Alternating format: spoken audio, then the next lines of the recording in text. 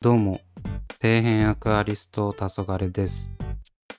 皆さん、以前正月の初売りで買ったワンコイン組織培養水草をストックするために立ち上げた30センチキューブ水槽のことは覚えていますでしょうか？まだ見ていない方は概要欄に URL を貼っておきますので、よかったら見てやってください。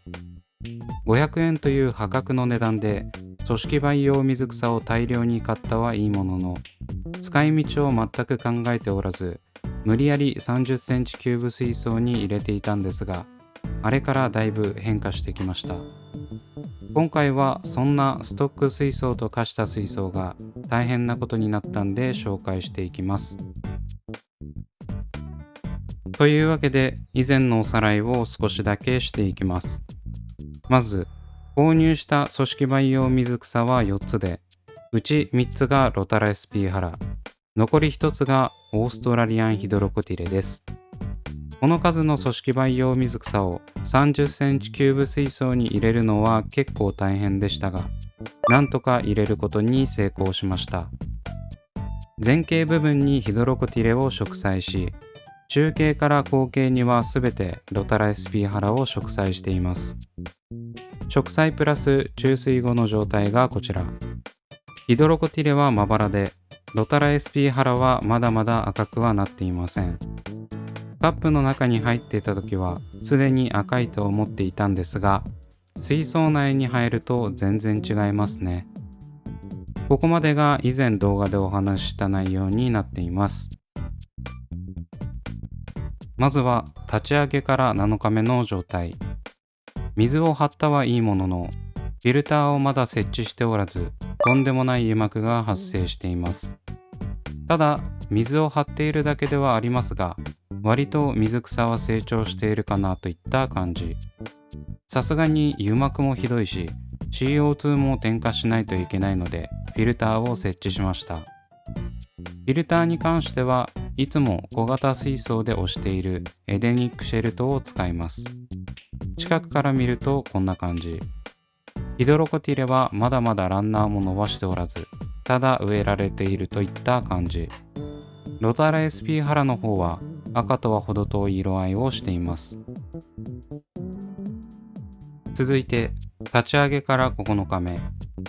ようやく CO2 添加を開始します。一応左側の水槽にも CO2 添加をすることを考え、シルボンを分岐させています。添加量は適当に2秒1滴程度。小型水槽なのでこれぐらいでいいかなと思ってます。CO2 ディフューザーはうちに余っているアンビリーバブルを使用します。これは細かい気泡が出るのでおすすめです。続いて結構飛んで26日後の状態がこちら。だいぶ繁茂してきましたね。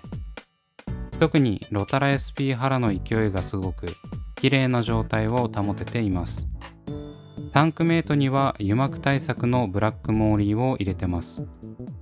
こいつ1匹いるだけで全然油膜の量が違うので1匹は入れておきたいですね。近くで見るとこんな感じ。なかなか赤くなりませんね。この時はおにぎりライトと千尋の WRGB スリムの2つで管理していたんですが、まだ真っ赤ではないです。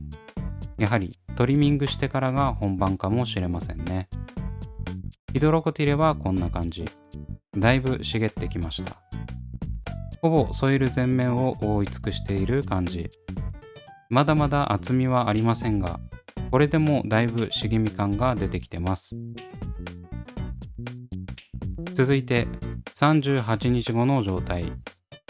だいぶ腹の赤が出てきましたね。ADA のものではないから赤くならないのかなとも思ってましたが、杞憂でした。ただ個人的には ADA のものの方が赤が強い印象です。続いて45日後の状態。完全にスイッチが入ってきました。1週間でだいぶ伸びてます。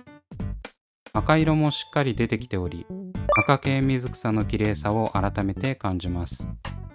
ヒドロコティレの方はちょっと暴走気味で、光を求めて腹の方まで侵食しています。ただ、厚みはそこまでではありません。横から見た状態がこちら。意外と下葉の方も枯れてませんね。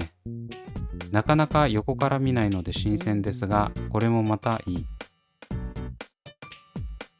続いて52日後の状態。もう水面まで到達してしまいました。だいぶボリュームも出てきてますし、葉が巨大化してます。近くで見た感じがこちら。こうやって見るとまだ頭頂部が赤っぽくないですね。これは環境が悪いのか、はたまたワンコイン SP 腹がそんなもんなのか。ヒドロコティレも相変わらずで、すでに仕切りの風山石を乗り越えて腹の下に潜り込んでます。これでも成長してくれるのがすごいところですね。そろそろトリミングしないといけないと思いつつ、めんどくさくてやってませんでした。続いて67日目の状態。やばいことになってます。水面に到達というレベルを超えて反応してます。SP 腹が前方にもせり出していることによって光が遮られ、水槽全体が暗くなってます。ヒドロコティレは特に問題なく育っているんですが、さすがにまずそう。上から見た様子がこちら。腹で覆い尽くされてます。さすがに光源に近づいたせいか、赤みはだいぶ出てますね。やはり光量は大事なようです。ちなみにこの水槽も他の水槽同様、1週間に2回ほど水替えをしているんですが、苔に悩まされたことはここ2ヶ月一度もありません。立ち上げ当初から使い古しの露材を入れていたこともありますが、有形層を所狭しと植栽していたこともこけない要因になったのではないかと思います。基本的に自分の水槽は3、4日もすれば壁面に苔が生えるので、水替えの時についでに掃除しているんですが、この水槽は全く生えないので助かります。続いて75日目の状態。さっきの状態でトリミングしたんじゃないのかとツッコミを入れたくなる気持ちは皆さんおありかと思いますが、編集中の自分もそう思ってます。動画ファイルを見漁っててびっくりしました。もはや何が何だかわからない状態になってます。さすがにここまで来ると異常ですね。水槽内が暗すぎてがっつりカメラの三脚が映り込んでます。もはやロタラ SP 腹だけの水槽に見えてきますね。上から見た状態がこちら。水面全体を覆っているのは先ほどと同じなんですが、なんか水面から直立に立っているものがいくつか見えますね。見てみるとすでに立派な水上用を展開していました。基本的に有形層って水面から飛び出しているレイアウト素材とかに沿って水面に上がり、そこから水上用になると思ってたんですが、周りの腹が支えになって何もないところからひょっこり反してます。水槽の縁あたりは壁面に這うようにして半水中用のような感じになってます。力強い生命の息吹を感じますね。さすがの自分もやばいと思ったのか、ここでようやく重い腰を上げトリミングを行っていきます。いつもの愛用している VIV のウェーブシザーで一気に刈っていきます。間違って生態を切らないように慎重にやっていってます。あまりにも繁忙しすぎてて、どこをどう切ってるのかわからなくなってます。とりあえず適宜トリミングした残骸を回収していきます。こまめにしないと水槽の中が見えないのでめんどくさいですがやってます。この時はまだトリミングラインも考えていませんが、とりあえず視界を確保するために若干長めに刈ってます。そこから徐々に整えていく方向にシフト。トリミングを上から見た状態がこちら。基本的に作業時のアングルはこんな感じなんで、ほとんど見えていません。暗中模索とはこのこと。とりあえずハサミを入れていってはいますが、どれくらい切れているのかは謎です。切ったらその残骸をどかし、溜まってきたらピンセットでこまめに取るのを繰り返しです。前の方からカットしていって、ようやく一番後ろまで到達しました。やっと水面が見えましたね。感動的瞬間です。ひとまずトリミングした状態がこちら。だいぶさっぱりしたのではないでしょうか。ただ、やはりどれぐらい切ったかわからない状態でトリミングを行っていたため、トラ狩りになってますね。ここから徐々に形を整えていきます。最初のトリミングは根元付近でバッサリした方が茂みになりやすいイメージなので、前方からがっつりやっていきます。いつもビビりながらカットしていき、ちまちま切るんですが、最終的にはなんかもっと切った方がいいなと思い、どんどん短くなってほぼ丸坊主になります。というわけで腹をトリミングした状態がこちら。だいぶすっきりしましたね。それに比べてヒドロコティレが暴走しているのがよくわかります。トリミングした腹の残骸がこちら。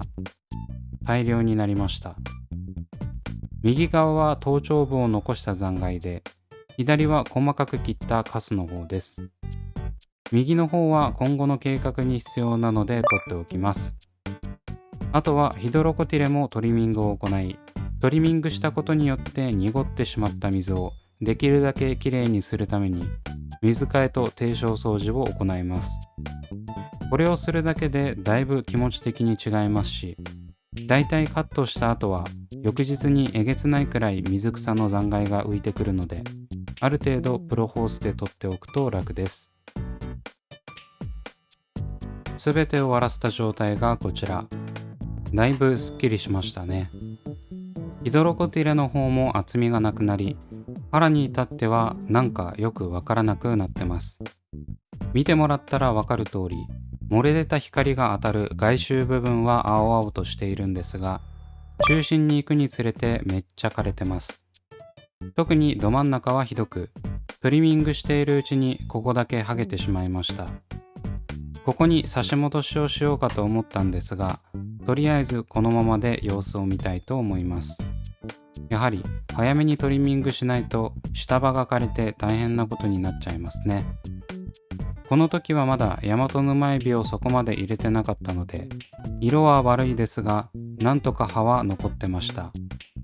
大和をがっつり入れてたら完全に茎だけになってたと思います。まあそれでもロタラなら徐々に新芽が出てくるんで問題ないんですけど、今回がこの水槽で初のトリミングだったんですが、やっぱもっと早くトリミングしておくべきでしたね。溜めてからのカットだったんで、終わった後の爽快感は半端ないんですが、いろいろと弊害が出てしまいました。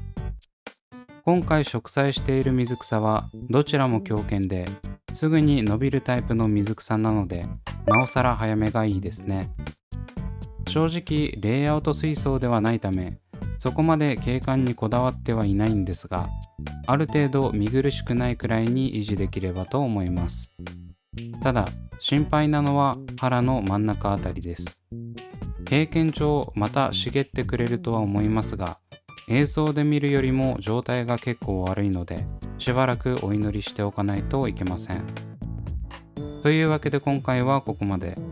Twitter と Instagram もやっておりますので、そちらも見ていただけると嬉しいです。それではご視聴ありがとうございました。